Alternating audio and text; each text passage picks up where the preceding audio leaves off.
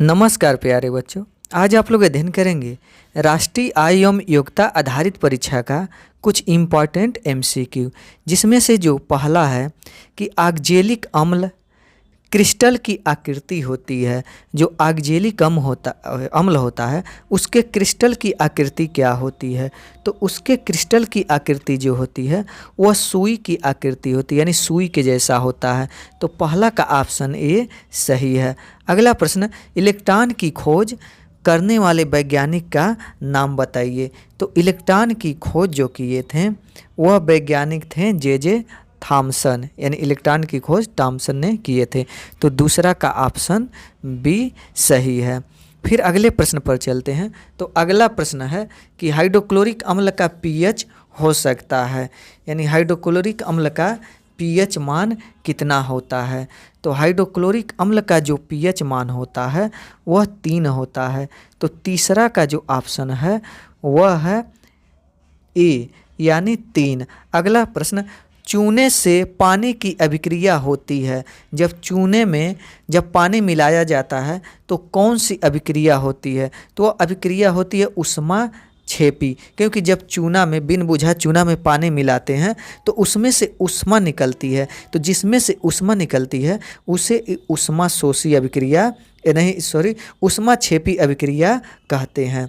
फिर अगला प्रश्न कि NaHSO4 लवण है, यानी सोडियम हाइड्रोजन सल्फेट या सोडियम बाइसल्फेट लवण है। तो यह कौन सा लवण है? तो यह लवण अम्लीय है। तो इसमें 5वां का ऑप्शन ए सही है। फिर आगे बढ़ते हैं। अगला प्रश्न, फिटकरी का रासायनिक सूत्र है।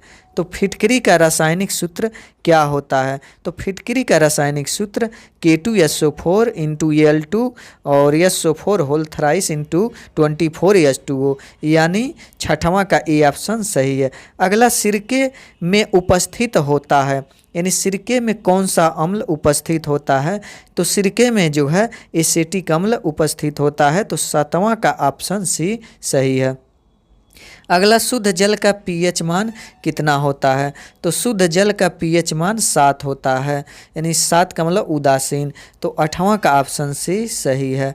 अगला प्रश्न, ऊष्मा छेपी अभिक्रिया में, तो ऊष्मा छेपी का मतलब जिसमें से ऊष्मा निकलती हो उसे ऊष्मा छेपी अभिक्रिया कहते हैं। तो 9वां का ऑप्शन बी सही है। अगला प्रश्न, पदार्थ जो किसी दूसरे पदार्थ को प्रोटॉन दे सकता है वह कहलाता है, यानी प्रोटॉन का मतलब वही हाइड्रोजन, तो वह कहलाता है अम्ल, यानी 10वां का ऑप्शन ए। अगला प्रश्न, साल्ट केक है। साल्ट केक किसे कहते हैं? तो इसमें 11वां का ऑप्शन बी, यानी सोडियम सल्फेट को, यानी Na2SO4 को साल्ट केक कहते हैं। अगला प्रश्न कि कैल्शियम हाइड्रोक्साइड का रासायनिक सूत्र है। तो कैल्शियम हाइड्रोक्साइड का जो सूत्र है CaOH होल थ्राइस यानी ट्वाइस है। तो 12वां का ऑप्शन डी सही है।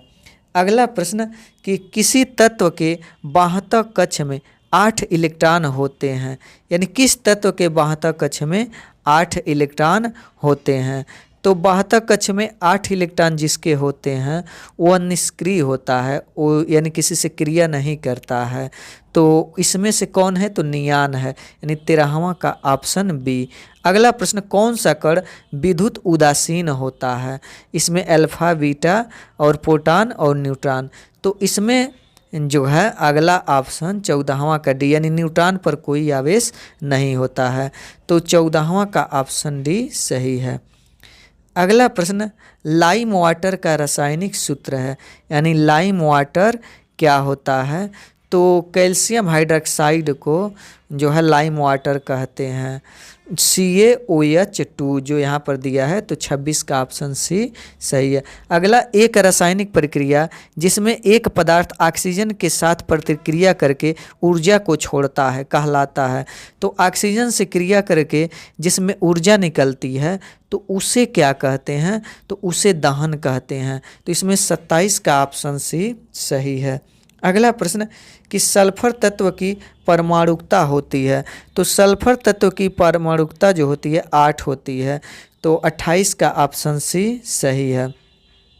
अगला प्रश्न कि अम्ल वर्षा का कारण है, यानी वर्षा जो होता है अम्लीय होता है तो उसमें क्या मिला होता है। तो इसमें इसका ऑप्शन डी, यानी उसमें कार्बन डाइऑक्साइड अधिक मात्रा में होता है, सल्फर डाइऑक्साइड और नाइट्रोजन डाइऑक्साइड, जिसके कारण अम्लीय वर्षा यानी जो वर्षा होती है वो अम्लीय हो जाती है। अगला जो प्रश्न है तो अगला, चींटी के डंक मारने की जगह पर सोडा विलयन मला जाता है, यह उदाहरण है। तो यह उदाहरण उदासीनीकरण का है। क्यों उदासीनीकरण का है? क्योंकि जब चींटी डंक मारती है तो उसका डंक अम्लीय होता है और सोडा जो होता है वो क्षारी होता है। तो जब अम्ल और क्षार दोनों को आपस में मिलाते हैं तो वह उदासीन होता है, यानी एक दूसरे के प्रभाव को नष्ट कर देता है। तो उसे उदासीनीकरण अभिक्रिया या उदासीनीकरण कहते हैं। अगला प्रश्न, निम्न में से किस पदार्थ के जोड़े में अम्ल उपस्थित है? तो इसमें जोड़े में यानी दोनों में होना चाहिए। तो इसमें 35 का ऑप्शन डी, यानी दही में भी अम्ल पाया जाता है और सिरका में भी पाया जाता है, लेकिन इसमें किसी किसी में नहीं पाया जाता है। जैसे दही में नहीं, सी ऑप्शन में दही में नहीं पाया जाता है, लेकिन मिल्क ऑफ मैग्नीशियम पाया जाता नहीं, यानी दही में अम्ल पाया जाता है लेकिन मिल्क ऑफ मैग्नीशियम नहीं पाया जाता है।